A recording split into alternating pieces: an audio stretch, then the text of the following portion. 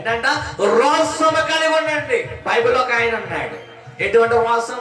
దానియేలు గ్రంథం 6వ అధ్యాయము 10వ వచనం. ఏ గడిలో ఏ సమయంలో రోషం కలిగి ఉన్నాడు? దానియేలు గ్రంథం తీసిన వారు చదవండి. ఇటు శాసనము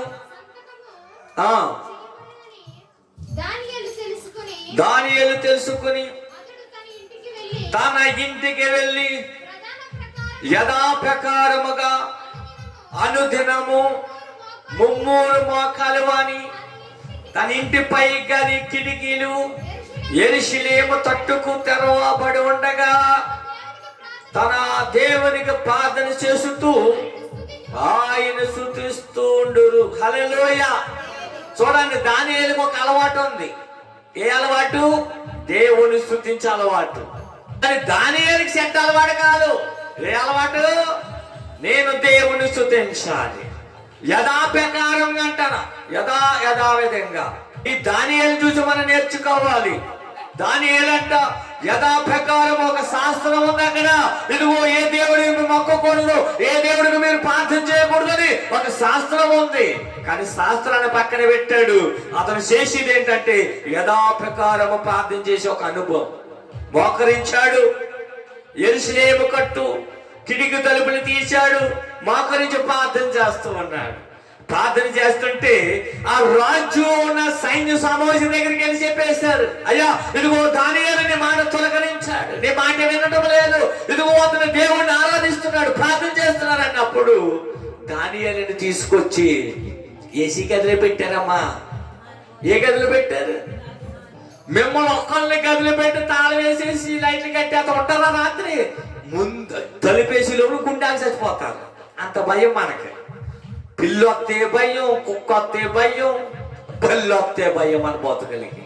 కానీ దానియేలు సింహాల బోల్లో వేస్తానని సరే ప్రార్థన చేస్తున్నాడు. చేస్తుంటే తీసుకొచ్చేసారు.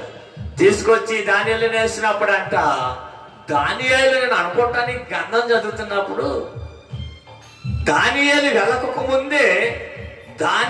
వెళ్ళక ముందే ఎవరు వెళ్ళి సింహాలకు చెప్పుంటాయి అనుకుంటారు? మీరు చెప్పండి.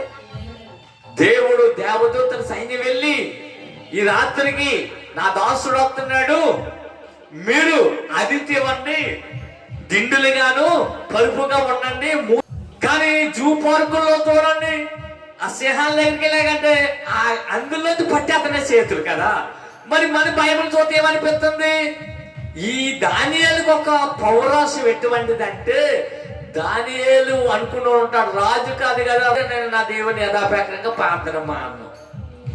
మీరైతే కానీ దానియేలు దగ్గర రాయబడ్డది నాకు భలే మాట.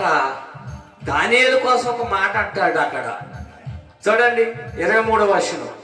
దానియేలు కోసం గొప్ప సాక్ష్యం అక్కడ పలుకు ఉంది. దానియేలు మీద నిందలు మోపిన వాళ్ళకి ఏమైపోయిందో చూద్దాం. 22 చదివి 23 వద్దాం. నేను నా దేవుని దృష్టికి నిర్దోషిగా కనపడిన కనుక ఆయన తన దూతలు పంపించి సింహములు నాకు హాని చేయకుండా వాటి నోళ్ళు మోయించును. రాజా, నేను నీ దృష్టికి నేను నేరం చేసేవాడు కాదు కదా అనను. రాజు ఇంటి గురించి అతి సంతోషపడి దానియేలును గుహలోని బయటికి తీయని ఆజ్ఞ ఇచ్చిగా బంటులు దానియేలుని బయటికి తీసేరి అతడు తన దేవుడు నందు భయభక్తులు కలవానందున అతనికి హాని జరగలేదు. హల్లెలూయా. ఏమంటున్నాడు? దేవుడు నందు భయభక్తులు కలిగిన వాడంట. భయభక్తులు కలిగిన వారు చుట్టూ వాళ్ళ దూతల కావలు ఉంటాయి అని బైబిల్ చెప్తుంది. మీరు భయభక్తులు కలిగి ఉంటే మీకు ఏ కీడు జరగదు.